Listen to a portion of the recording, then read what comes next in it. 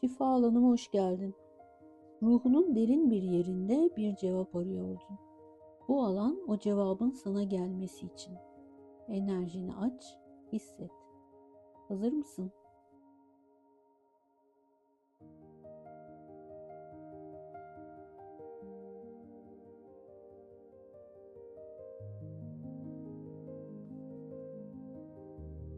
Mola.